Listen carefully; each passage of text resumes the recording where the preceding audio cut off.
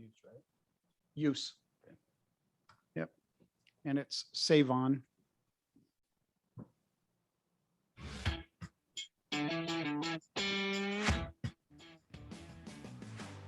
It's time for Tycoons of Small Biz, spotlighting the true backbone of the American economy, the true tycoons of business in America, the owners, founders, and CEOs of small businesses.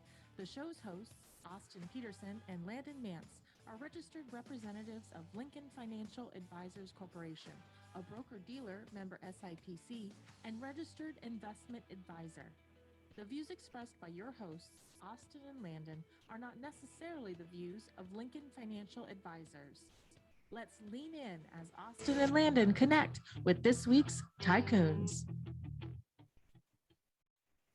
Good afternoon, Tycoons, and welcome to today's episode of Tycoons of Small Biz. I'm your host, as always, Austin Peterson, joined by the best co-host in the business, Landon Mance, and you are listening to Tycoons of Small Biz. We are a radio program / podcast that is by small business for small business. And what I mean is that we have small business running through our blood, literally. Landon and I are both children of entrepreneurs and have been involved in family-owned businesses our entire lives.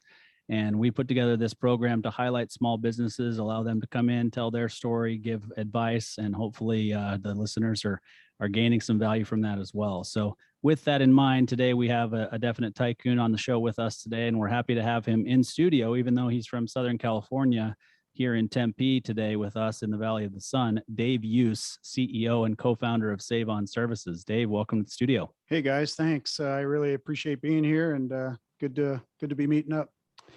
Yeah, we're excited to have you come in and tell your story. We obviously talked a little bit before the show. We know a little bit about kind of your interests, but before we jump into the business side of things and what it is that you guys do at SavonServices and, you know, kind of your business background, why don't you tell us a little bit about you personally? Where did you grow up? What's your family life like? Do you have kids? Are you married? Those sorts of things. And then you can even talk a little bit about what I know you've been doing for the last few years as well. And then we'll jump into the business side after that. Sure. Well, it kind of all started, born in Florida, raised mostly in Ohio, avid Browns fan, still today. But yeah, I grew up shoveling snow, mowing grass. And, you know, that was the kickoff for my entrepreneurial spirit. Middle of 5 kids. And, you know, mom always said about me that I was going to be a self-starter because I didn't really require the smack on the butt be coming out. So, but it's been a great journey. Moved out to the West Coast when I was about 20 and never really looked back. Still have lots of family back east, Florida and Ohio. But I've kind of enjoyed the West Coast, but in 2006, bought a motor coach and started traveling full time around our beautiful country, and just really been enjoying that lifestyle even today. I am single, but I do have 2 daughters, both in their 30s. One of them made me a grandfather about 5 years ago. So Levi is the apple of Grandpa's eye, and I got word last week that my daughter is going to be having their second child. So Levi is going to get a little brother or a little daughter here soon. My youngest daughter's planning on being married here in May, so we're looking forward to that. So a lot of good things happening in my life right now, and I just feel very grateful for all of the things that are happening. Yeah, that's awesome. I think, you know, a couple things that stick out already. We talked before the show started about how you used to live here in Arizona and moved, you know, to California, or really you're kind of, you know, living full time in the motor coach. But I mentioned, you know, not many people go from Arizona to California. It's typically the other way around, California to Arizona. And same thing with Florida to Ohio. It's usually Ohio to Florida when you retire. So it's interesting that you've gone 2 directions, the opposite of what most people do. Yeah, when I came out from Ohio and went to California, I did come to Arizona from California, and then eventually that's when I bought the motorhome and started traveling from here. But right now I'm over in the West Coast, just north of San Diego, kind of close to my kids and my grandson. But yeah, I've always enjoyed the Valley of the Sun. It's, a couple of tough months in the summertime, but other than that, it's just a beautiful area, and I've kind of watched it grow up. Yeah, so we visited over the years. We've lived here since 2014, my wife and I and our kids. And, I remember the first time we visited, my brother-in-law, who's lived here for almost 30 years now, moved here from the DC area after he finished graduate school, was trying to convince us to move. And, it was Thanksgiving morning. We're playing golf, on Thanksgiving morning while my wife and his wife are home cooking dinner. We're not we're not pigs, but that was just what happened that day. And so we went and played golf, and he was pointing out that house is, I think he said $90,000, and we were living in Orange County at the time, and he's like, you can have that house right here on the golf course for $90,000. And I'm thinking, but can I do the heat? Like, is it possible for me to do the heat? And then fast forward, we were looking for a change. We'd moved from Southern California to outside of Salt Lake City, Utah. And we were looking to kind of make a change there. I was tired of the snow, tired of a lot of things about living in Utah, and just wanted a change. And we wanted to do it before our kids got too far along in school. And so we were here for a baseball tournament for my son, who played on a travel league team kind of all growing up. And of course, you're here in March and you're thinking, man, this is gorgeous, right? And then we moved here on July 8th, and it was just, wait a minute, what in the world did we do? Because you pull up with the U-Haul at 8:00 at night and it's still 110 degrees. That's right. And, That's right. yeah, but I'll tell you what, I would still, to go back and do it again, I would. And I tell my siblings who still live outside of Utah, you don't shovel sunshine. So I don't have to deal with that.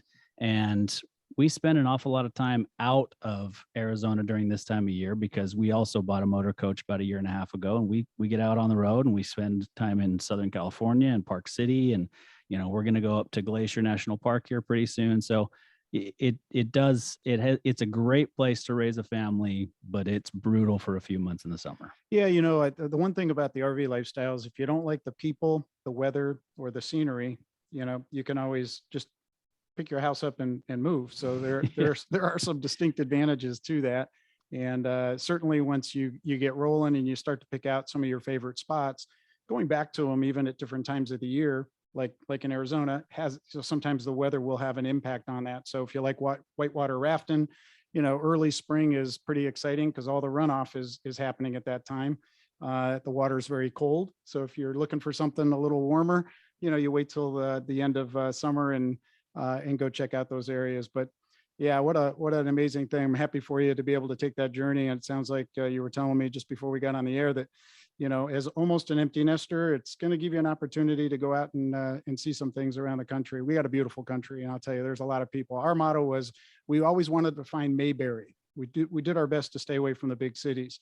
So, I'm a big race fan, like Formula One and Indy cars, live concerts and that sort of thing. But that's usually the extent of us trying to get into a big city area. So I think you're going to love it. Yeah, I'm excited for it. I think it'll be great. My wife is still on the fence about it, but what the one thing that this pandemic has done for all of us is given us the ability to realize that, we don't have to be tied down to a specific office. That's right. We can do a lot of things on the road. I've hosted this radio program multiple times from the RV and other places on the road, sitting in campgrounds. I mean, there's been times where Landon and I've been on Zoom meetings, and, a train that's outside of Park City called the Heber Creeper that just it's like a scenic view train or whatever, passed right behind me, blew the train whistle super loud when we're in the Zoom. But you know what? It's acceptable now. That's right. And Landon and I have found that we're actually more efficient as business owners by doing things virtually for our clients who are also business owners, because neither one of us has to get in and go across town or hop on an airplane, worse yet, to go and meet with them. We can do it via Zoom, and we're actually more efficient because we're sharing stuff on the screen, we're writing on the screen, we're making changes on the fly.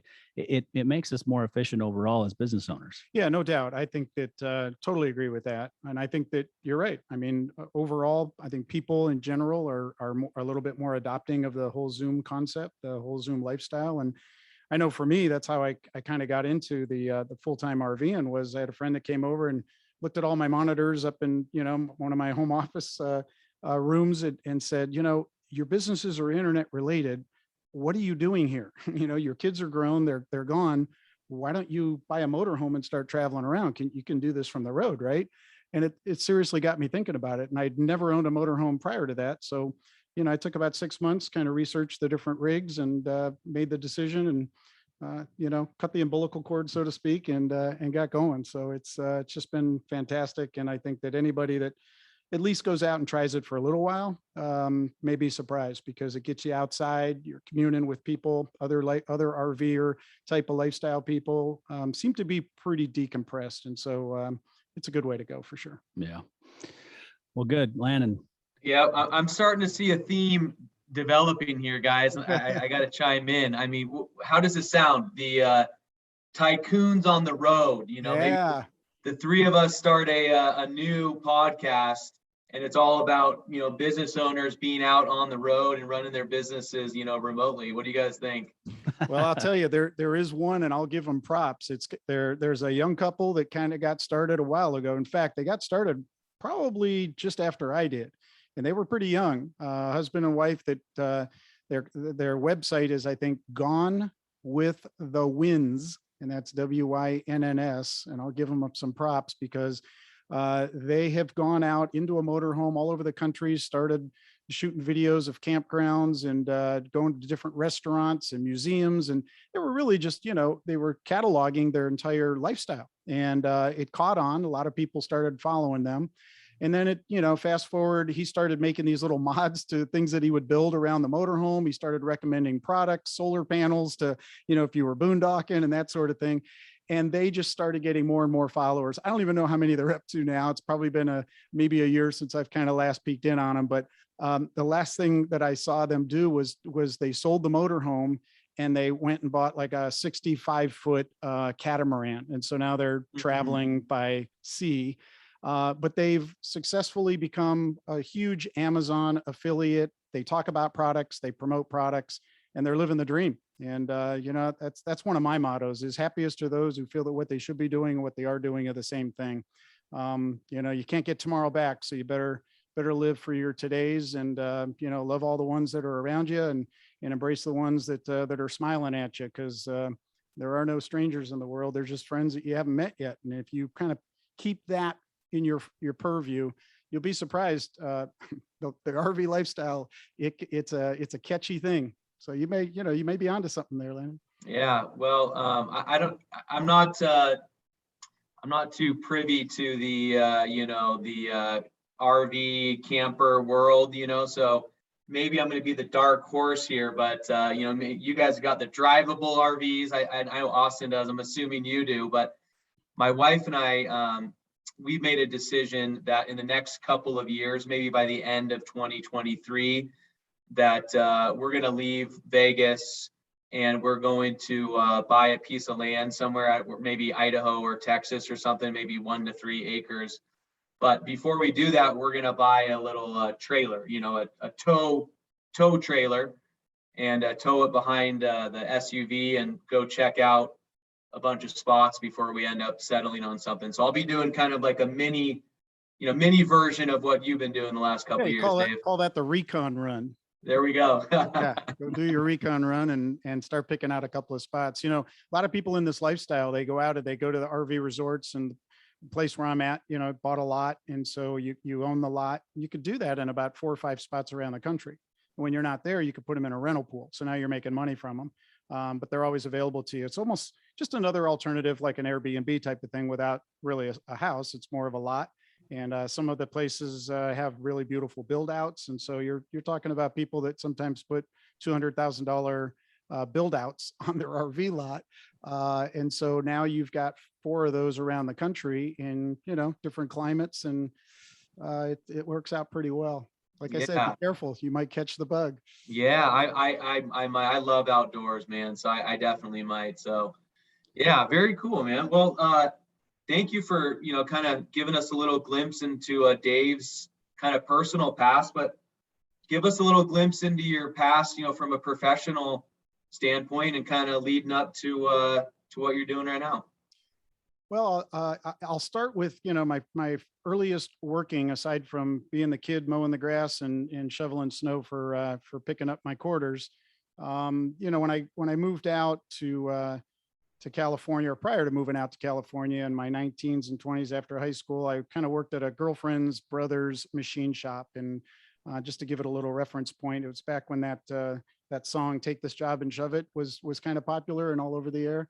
After about 2 years, I kind of realized that wasn't my calling. And so I ended up responding to an ad that said, selling photography or taking pictures is fun. Selling photography is a career.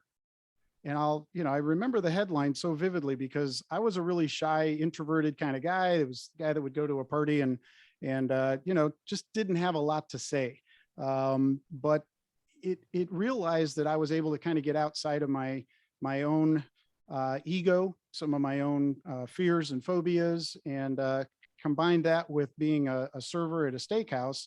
I was able to kind of discover a little alter ego, and I got a little more comfortable in my skin. And I think that everybody has to do that at some point. You got to push your limits a little bit, kind of get outside of your comfort zone, because you never really know what you're going to be capable of doing until you start stretching and pushing some boundaries. And for me, it really just had more to do with not so much the money making aspect as much as it was that I just didn't want to be that shy guy anymore. I kind of wanted to be the people that I kind of felt were out there living a little bit more, and don't be afraid to make mistakes. So I answered that ad and I started selling. I was actually pretty good at it, and eventually moved out west with that company. I was an independent contractor, started recruiting, training other offices, and ended up having multiple offices in my organization. And I kind of just realized that I loved training and teaching people. I liked seeing success in others. And so that was a real fun early part of my journey. But then as the internet started to emerge, I realized from a marketing mindset that the internet was not going to go away. And that's really when I got here into Arizona was in like 1998. And I came here with the idea that this internet thing is going to blow up. And at the time, Phoenix was, some of the people from California, Silicon Valley, they were, Phoenix had this little technology little bubble that was starting to develop a little bit. And I said, I'm going to go there and I'm going to learn from some people that are doing this internet thing, because I don't know what it's going to do, but I have a feeling it's going to be pretty good. And I guessed right. I came here, met a couple of people. I created a website called searchaz.com. And it was basically an Arizona directory website. We used to call people and they didn't even know that they were going to need a website or want a website. But so we just created a directory, put a bunch of buttons underneath each listing and said $20 per button. The more buttons you light up, the higher your listing is going to be. And I had a young guy write some code for us that just basically would leapfrog you out of the alphabet order if you had more buttons. And those buttons were an email button, I think a coupon button, an info button, and then a website button. So I think there were like 4 or 5 buttons. So the more buttons you lit up, the more you'd pay us $20 per button per month. And it went well. And we ended up getting bought by a company that wanted to blend us and 2 other companies together. We didn't know it at the time, but believe it or not, we were trying to put together a thing that would have been called Amazon. And it was the I Am Sure network. And unfortunately, it was right before the .com bubble burst, and we ended up, losing the opportunity, the window of time. But it sure taught me a thing or two about the internet and about people and scaling and putting businesses together. So my next jump was to study search engine optimization, because I was fascinated. I love learning, and I was fascinated by how do search engines actually decide how they're going to rank websites. And at the time, Google wasn't even on the map at that point. So here we are in about the year 2000. And, I really took a passion to it, and I started studying everything I could. There wasn't even a cottage industry called SEO, search engine optimization. Hadn't even really been born. I think it came around in 97, 98. But I got good at it. I started a little website called metatagmd.com, and I just started offering people free website evaluations. And they started responding, and we started taking clients on, optimizing their websites, getting them rankings, and built a little reputation of being able to be a kind of a good underground SEO guy. And so the next leap there was then to go ahead and start creating websites that we owned and controlled. And that evolved into a lead generation business that ran for about 10 years. And we were generating 5,000 to 7,000 lead calls a month, and selling those for $30 a piece. And we thought we had a money printing machine. It just wouldn't end until Google decided to change an algorithm one day. And we literally lost about 900 websites overnight that just fell off page one of Google. So yeah, I can remember that day pretty vividly. But again, life's always throwing you the speed bumps, the lemons, and you gotta navigate. So that's really all that business really is it's a series of navigations. I always equate it to, I think it was Byron Nelson. I don't know if you guys are big golfers or not, but they say that it's a game of misses. You really think about it, the target, when you think of the expansiveness of a golf course, literally, the total yardage from point to point is what we think of when we're playing the course. But if you just think of the overall acreage that is consuming a single golf course, and that the size of a cup is about 4 inches across. And so those are your targets. And there's only 18 targets in all of that expansive space. And I think that, we should run our careers and run our businesses very similarly. You pick out your target, and it's always going to be a game of misses, but you're going in the right direction if you're getting close. And I think that those kinds of distinctions are the things that teach us the best lessons of all. Everybody always says, I'll learn from others, and that's great, but you don't forget the lessons that cost you something, whether it was time or money or both. They tend to stick with you. And I think that those are the experiences that propel you faster towards your next target. And I'm going to be 62 in November. And, I look at myself in the mirror. I don't feel 62. I don't think I act 62. And I just, to me, it's just about constantly improving. Tony Robbins talks about constant and never ending improvement. And I think that, that's, if you can kind of marry to those kinds of causes, then I don't think you ever get old. You just have fun. Yeah, agreed. I think, there are some really important things that you said there. One, it's important for those business owners that are listening, and anybody else who's listening that's thinking about starting a business, that business owners fail a lot, right? And it's all about failing forward, as they say, getting up and going out and trying again. And even after somebody has a successful business with a successful exit, and then the next one's not a quote unquote overnight success or super successful, and you have problems, but you kept on going, right? It reminds me of a phrase that I heard once, and I don't remember who said it, but it's success is not owned, it's rented, and the rent is due every single day. That's exactly right. Right. And that's the thing, like everybody sees like this business take off, right? Like Amazon take off with Jeff Bezos, right?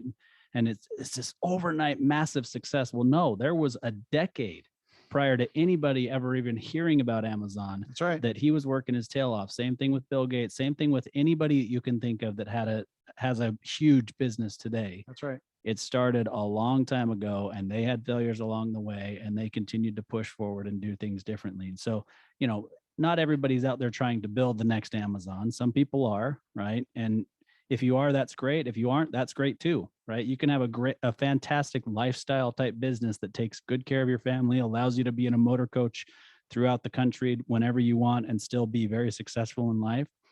But we have to realize that just because you're successful in one aspect of your life doesn't mean you're going to be successful in other aspects of your life, or you're successful in one business, you're going to be successful in another business. You just have to keep pushing, learning every day, learning from your own mistakes, learning from others' mistakes, and just keep rowing forward. That's so true, Austin. And, I one of my favorite metaphors is, the Chinese bamboo tree. When you plant the seed, you have to water it and nurture it literally every day. And you don't do that for just 6 months. In fact, you don't do it for 2 or 3 years. You're watering a Chinese bamboo tree every day for 5 years, and nothing pokes through the ground until the beginning of the 5th year. But in the first 6 weeks of the 5th year, it goes almost 45 to 90 feet in the first 6 weeks of the 5th year. They say that you could almost sit there and watch it grow because the growth is so impressive, but it takes 5 years. So the question is, a lot of times entrepreneurs and people that are, entertaining the idea of getting into their own business. First off, always pick something that kind of, starts your motor in the morning. It's got to be something. Making money is, it's a scoreboard event. That's really what it is, right? What is it that, if you're talking sports, you've got, basketball, football, baseball, hockey, the 4 majors, and all of them have one thing in common. They have a goal. If you take the hoops off the backboard, there's no goal. Take the nets out of hockey, no goal. Take the end zones off of football, no goal. How do you keep score? So keeping score in your business is, and making money is nothing more than really a scoreboard that creates your freedom. And that freedom is your time. And so when you can get to the point where you're creating enough freedom in your life, it really, the way that I look at it is I've created time for me to enjoy my freedom. Right. So I think that when you get to identifying that if you're going to go in business, if you're going to start something, pick out something that you're passionate about, because then you're not, you've heard the phrase, you don't work a day in your life if you're really waking up every day doing something that you enjoy. If you happen to make great money at it, that's awesome, but just find a way to, to bring some good excitement to what you're doing, and don't expect it to happen overnight. It's the Chinese bamboo tree. You gotta make some deposits if you're going to make some withdrawals, So I had one of my earliest mentors, he said, Dave, you may have a fireplace in your house, but somebody still has to go down and chop the tree down and then buzz it into sections and then split it. And then you have to allow it to stay outside in a split form so it dries, because you can't burn green wood, right? And he says, so think about all the time to grow the tree, to chop the tree, section the tree, split the tree, let it dry before you ever get something out of it in your fireplace. And, you have to be willing to do the work and put the wood into the fireplace, because you can't look at it and tell you to throw out some heat until you've put in the work. So it's always stuck with me. It's been a really great little metaphor. So that one and the Chinese bamboo tree are just some of my favorites. They resonate with me and people that I coach and talk to, and clients that I have. It's just, I think it's just so true. And no matter what you're doing, you got to put in the work. Yeah, no doubt. I think we talked about this a few weeks. Well, actually, I guess it was just me, because Landon was coming back from California. We had a guest on that does commercial real estate. And we talked about how in his industry, and really in Landon and I's industry, if you want to build your business the right way, you better plan on not making any money for probably 3 years, and not making any real money for 5 years.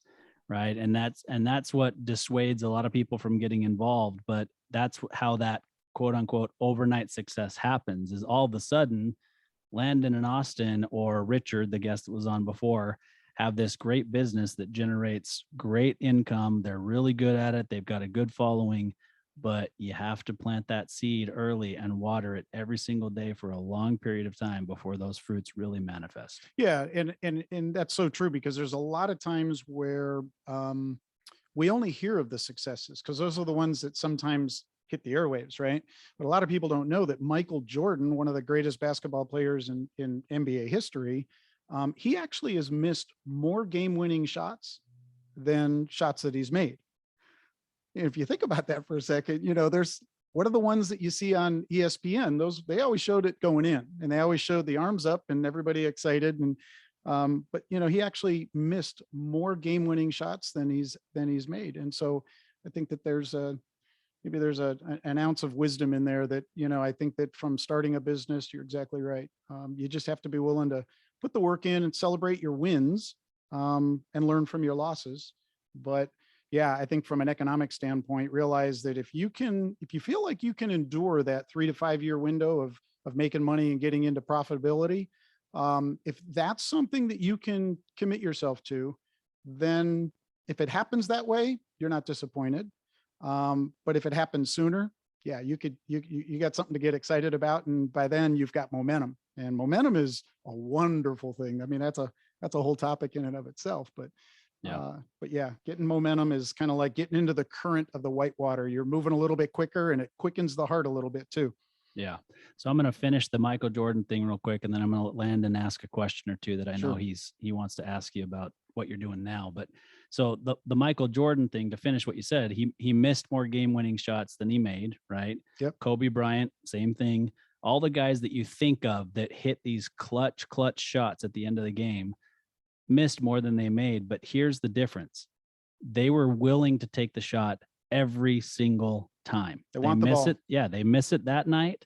They were willing to take that game-winning shot the next night and understand and expect it to actually go in. Yes. Right. That's the mental game. And it's the same thing in business. Is you fail, you make a mistake, it costs you some money or it costs you a client or whatever it ends up doing, but you're willing to get up and make the exact same effort the next day. Create the exercise. Yeah. Taking that shot is really important. And, I think that's the difference is a guy like Michael Jordan would take that shot knowing that he's seeing it going in. So he's living in the reward mode of the exercise. And there's a lot of people that get caught up in the fear mode. And, the four letters of the word fear, FEAR, false evidence appearing real. So sometimes when you get the ball in your hand, and you're playing the wrong movie in your head, you're playing the fear movie role, you tend to take that shot with reluctance. And our brain is so powerful. They say your subconscious cannot associate fact from fiction. So now what happens if you're playing the fear role in your mind, trying to take a shot that you're trying to win the game, but fear is overcoming it. And those things are happening in your head in a split second. And so I think that's kind of what happens is guys like Kobe, guys like Michael Jordan, all the greats, pick any sport. They want the shot. Wayne Gretzky wanted the shot. He wanted to set somebody up with the perfect assist and, one of the greatest all time, assist leaders and hockey players. And I think he still lives here in the Valley, doesn't he? Mr. Gretzky. Yeah. One of the greats. I'm pretty sure he does. Yeah. I think he lives in Vegas actually, Yeah. but maybe not. I don't know. Yeah. He did live here for a while. Okay. Yeah. Fair enough. Well, as you guys were talking about the some basketball greats, just that a thought came into my mind, which was I think it was an interview with Tiger Woods, arguably the best golfer to ever play the game, and I think he had just won a Masters or something, and they're interviewing him saying, so what are you gonna do? What's next? He's like, oh, I gotta go. I gotta get over to the range and start hitting balls again. I mean, the guy was the best golfer on the planet and practiced more than any other professional golfer out there. And it's just such an interesting, concept, just to kind of piggyback on what you guys were saying about Jordan and Kobe. But I like what you said, Dave. Something about what'd you say? Continual improvement, or what'd you say exactly? It's CANI, constant and never-ending improvement. Yeah, constant and never-ending improvement. I love that. I might have Anthony to. Robbins is that's one of his monikers. Is just every day make progress, find a way to go forward. Keep learning, improving, and right. And I think that the pros, all the greats do that.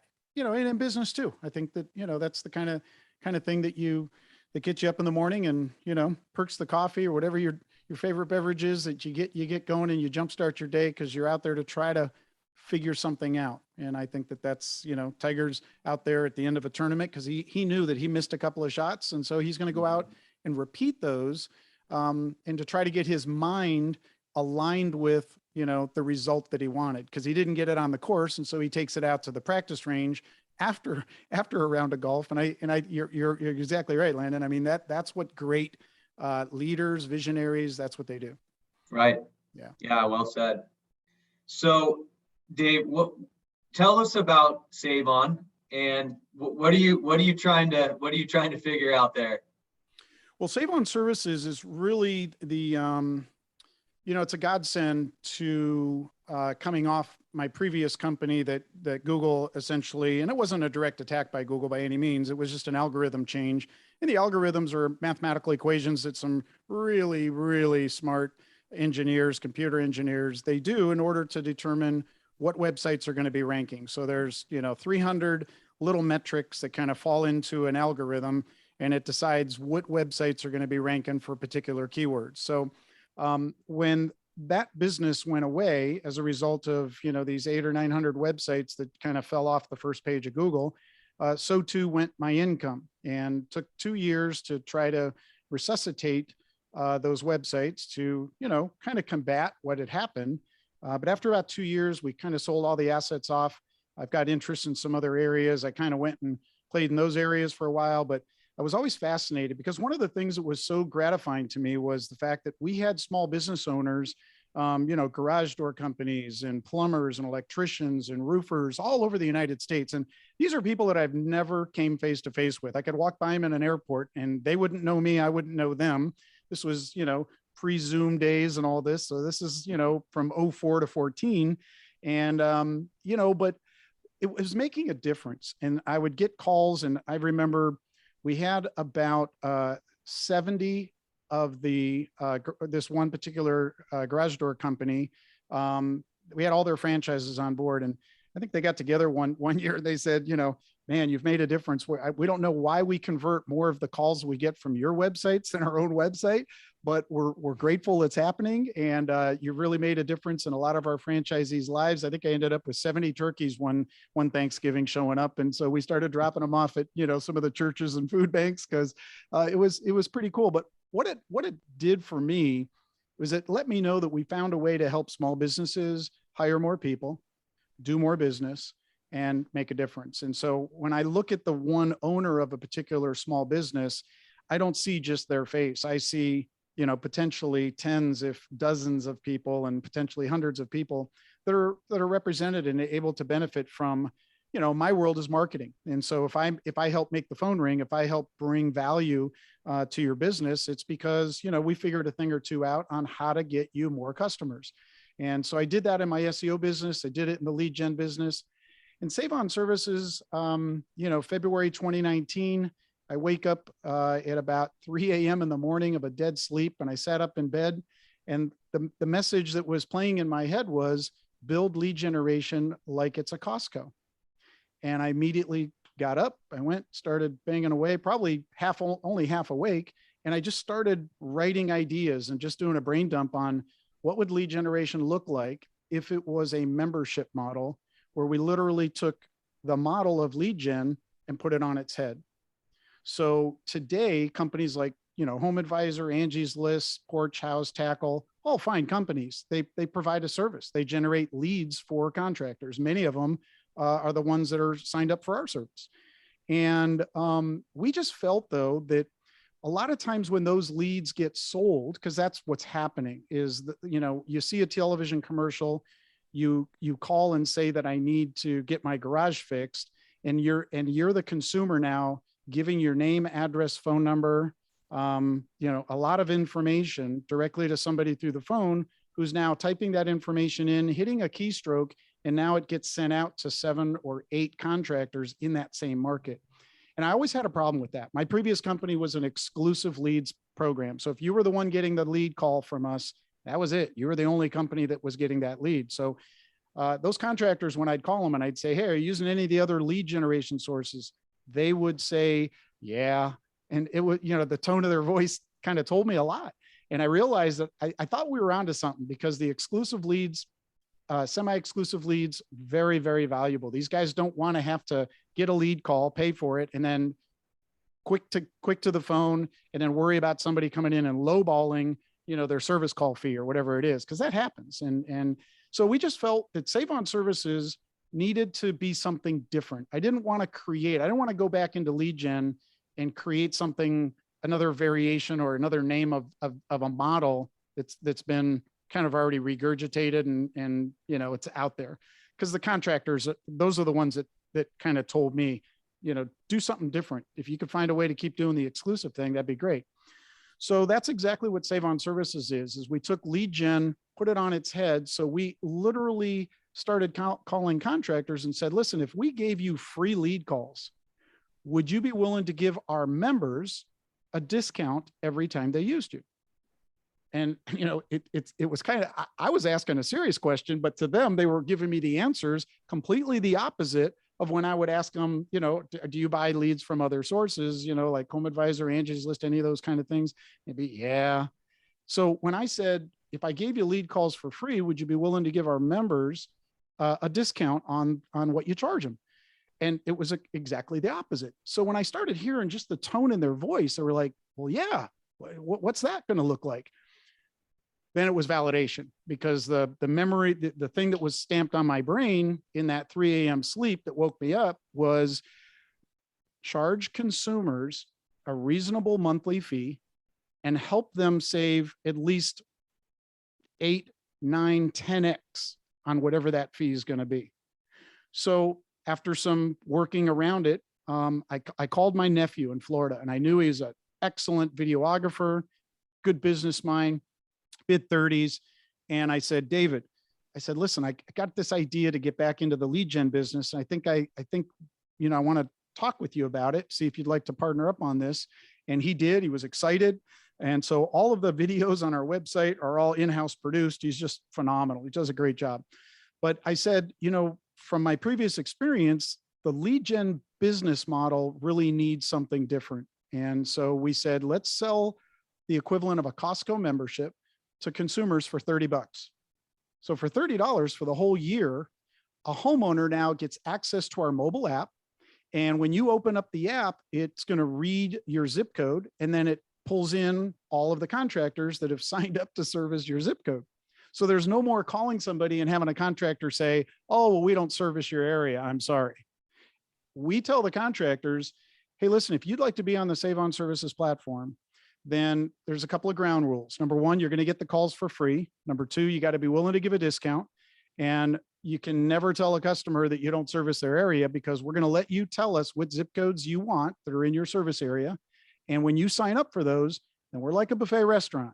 You can take, all the zip codes you want, but you got to service all the zip codes you take, because every consumer member is paying us, they're expecting performance. So we were pretty meticulous in creating a vetting program, and we got the contractors. I think we're up to about 1,100 contractors around the country in nearly 300 markets right now that we're at various stages of onboarding all these contractors. And Phoenix happens to be the very first market that we're opening up and making it available for consumers to start signing up. So this whole model has been so well embraced by both contractors now and the consumers that seem to realize that if for $30 for the entire year, they get access to top rated contractors that we've vetted, number one. Number two, they're going to get a discount. That discount's going to be 12% on anything up to $500. If you go over $500, the percentage of discount starts to descend percentage wise, but you can get a discount on an invoice all the way out to $20,000. When you hit $20,000, your discount is 5%. That's $1,000.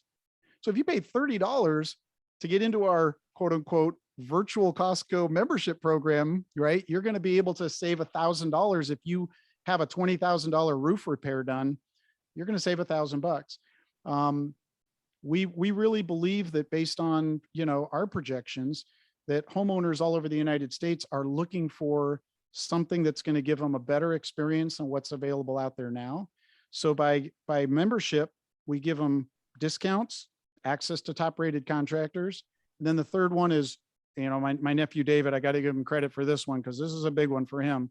And I think mostly because of his age, he's in his mid 30s and, like all of you guys, right? So it's personal data kept private.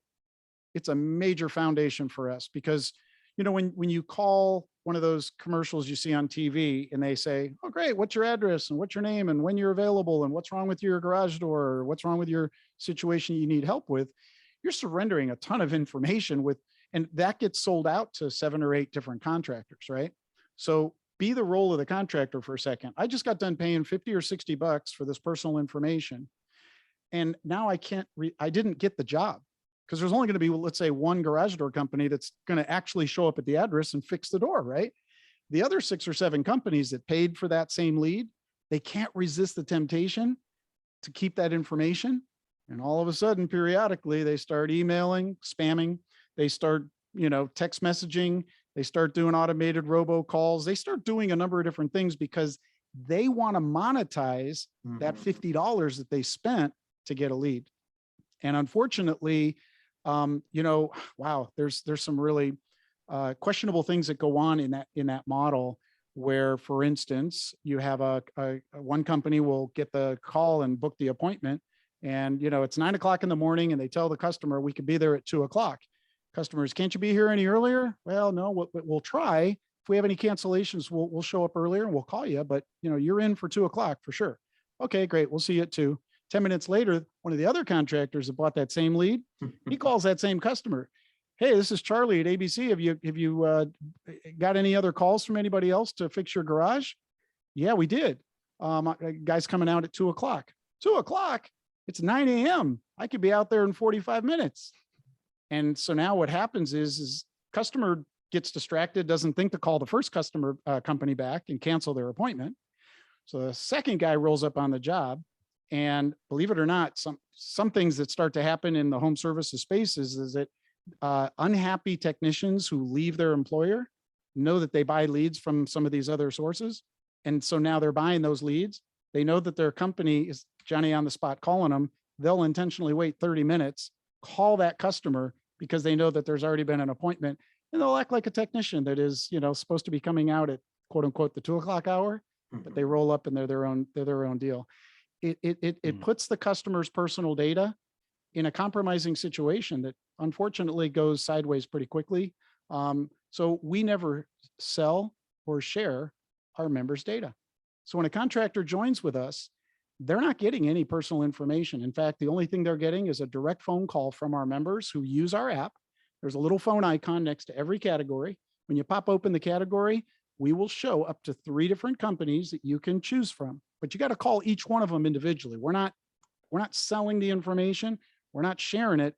You as the consumer member that's using our platform, pay $30, get the app, and now you can press the phone icon and you're talking directly to, let's say, A1 Garage Door here in the Valley.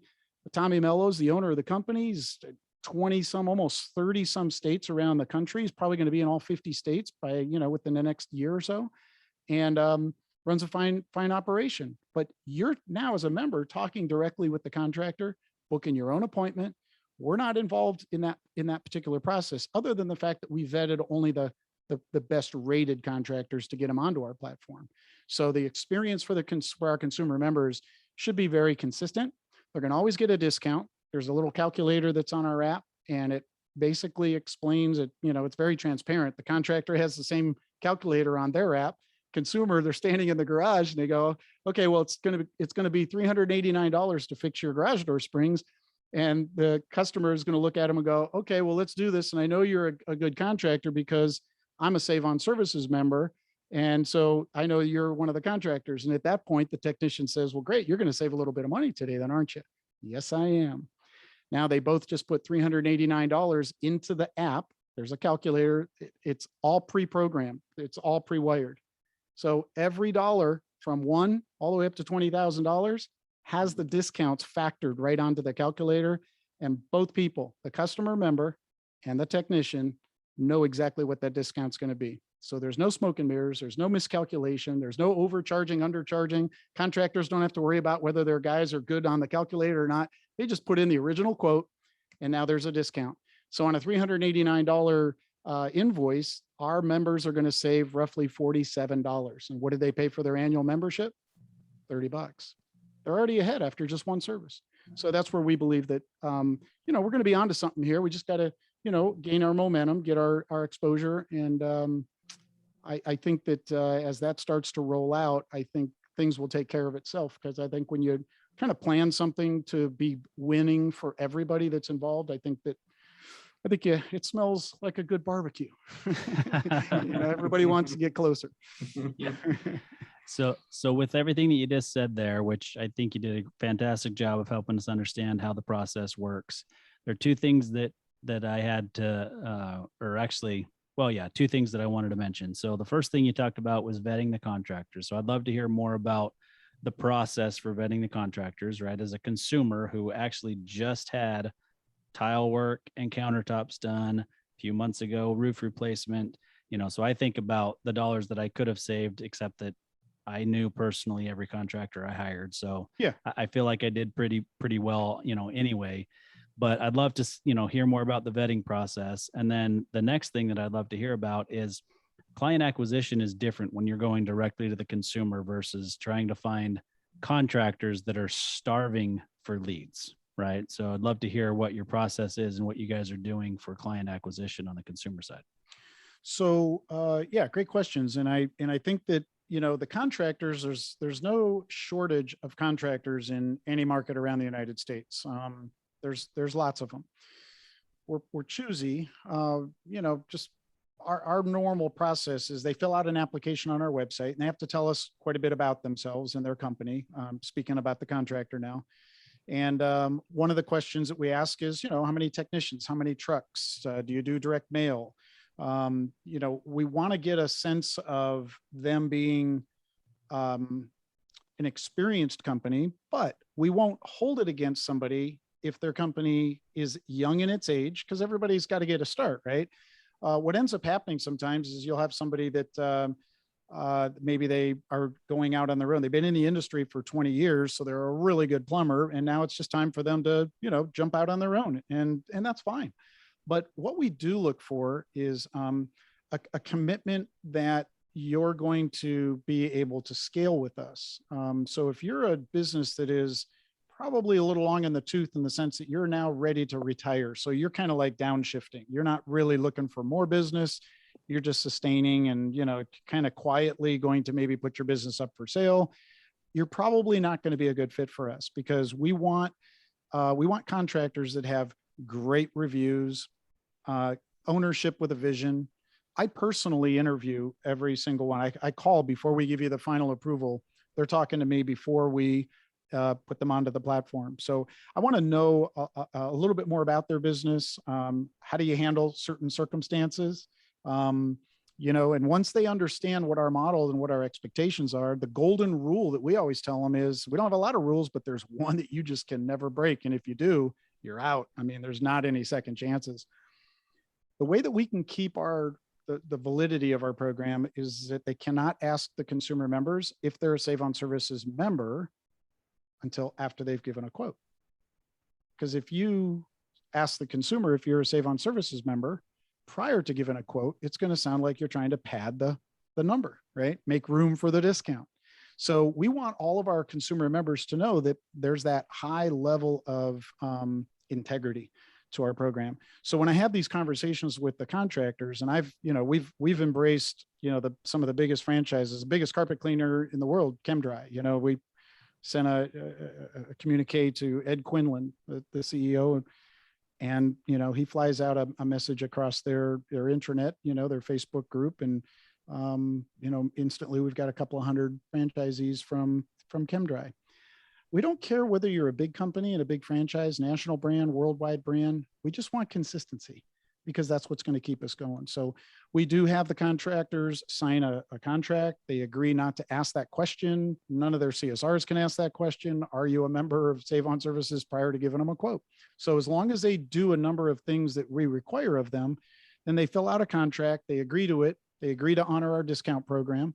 They provide their contractor license. Some states and some cities or counties do or don't require those types of things. So we just do our diligence. We can get a pretty good sense of looking at their website, talking to ownership, asking them how they deal with certain circumstances.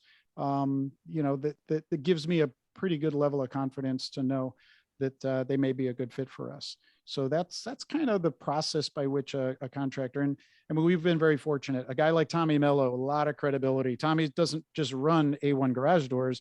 He is, he's written a book. He's an accomplished author. He's a motivational guy that has a pretty big following on social media.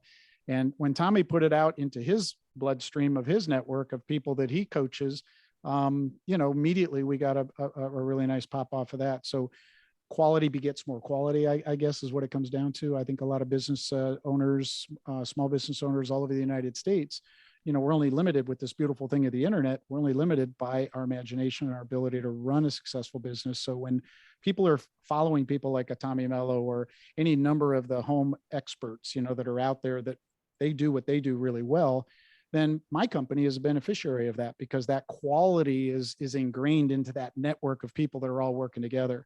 So we've been able to acquire, like I said, close to 1,100 contractors around the country, who have now been qualified. They're on our platform. And as we go market by market and start opening up and selling the consumer memberships, then, all those contractors are going to start to get those phone calls. They're going to be excited about it because those calls come to them for free in exchange for just giving the discount to our consumer.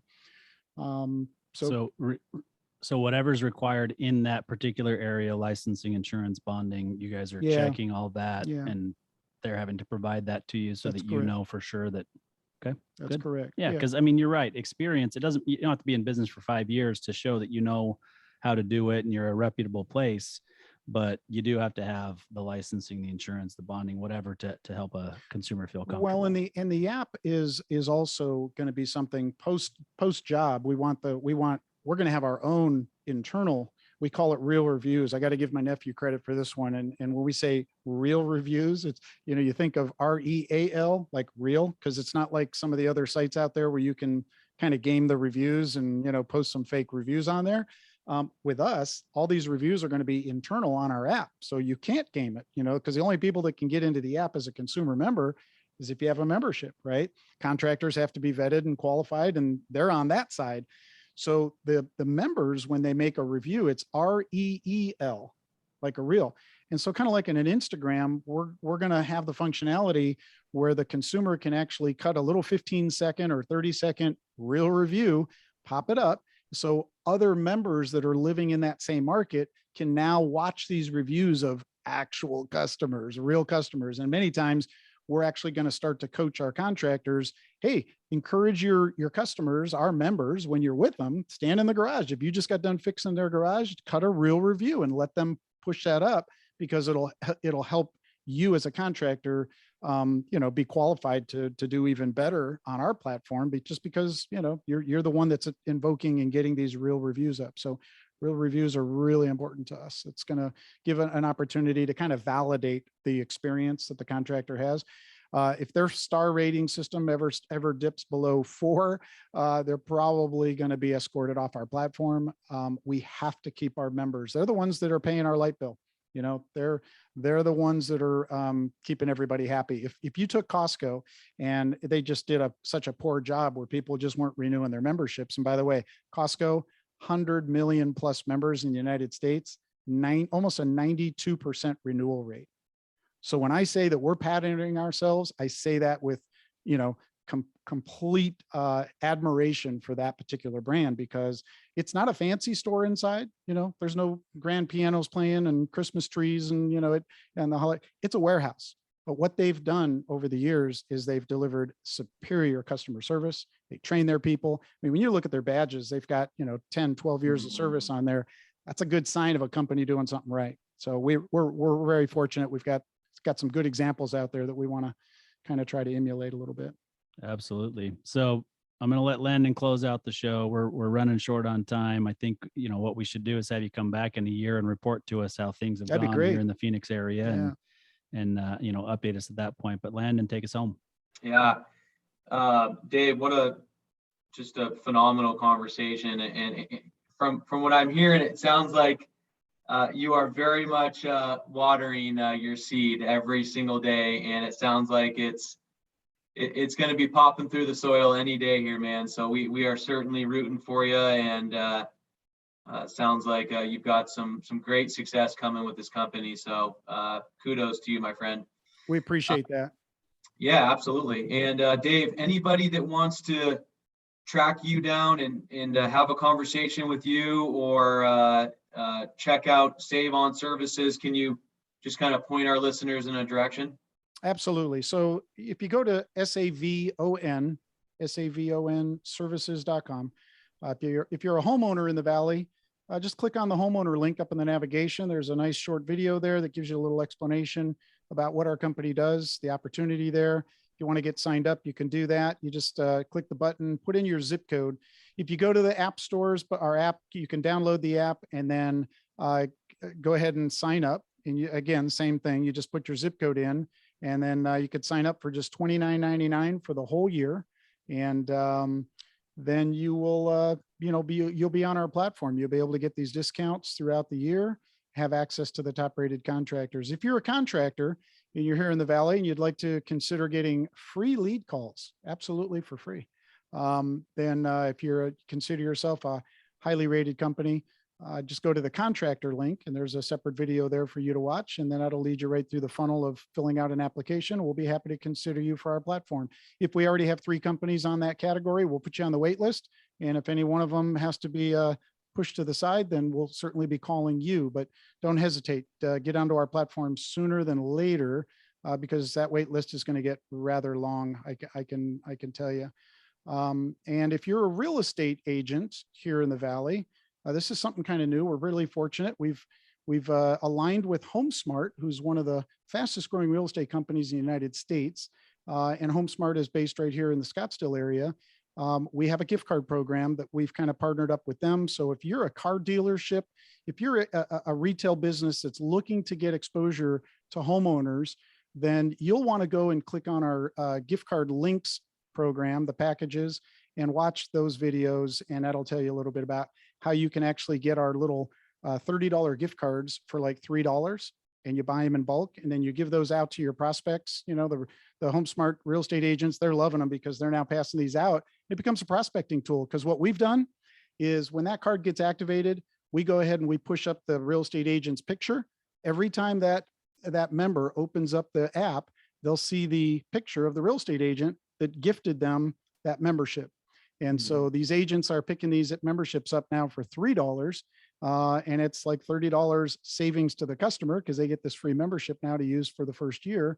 And everybody wins because now we're promoting the goodwill of the real estate agent so that hopefully they'll get that next call when the customer's ready to list their home or ready to buy something new. So it's a win-win for everybody. We help car dealers sell more cars, create a little better relationship going on between the company and the members. So we just, it's for us, it's all about marketing and bringing the value. Yeah, absolutely. Well, it sounds like you're doing a phenomenal job of that. So awesome. We very much look forward to having you back on here. Let's plan on 8 to 12 months, bring you back on and giving us an update on what you guys are up to. So Dave, thank you for making the time to be in studio today. It all worked out perfectly with you being in town. So it did. Yeah, thank you for that. And we look forward to catching up with you soon. Yeah, on behalf of my nephew David Esposito and myself, thank you guys for bringing us in and getting a chance to talk with you. It's been great meeting you, and looking forward to talking to you again in the future. Yeah, our pleasure. Thanks a lot, Dave. You bet.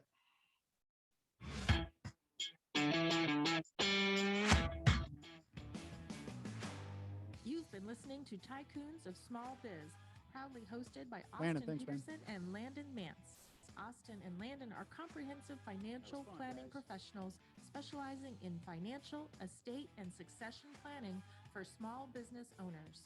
Austin and Landon have offices in Scottsdale, Arizona, and Las Vegas, Nevada, and represent clients in 14 states throughout the country. Join Austin, Landon, and the featured Tycoons live every Tuesday at 1 p.m. right here on Business Radio X and your favorite podcast platform.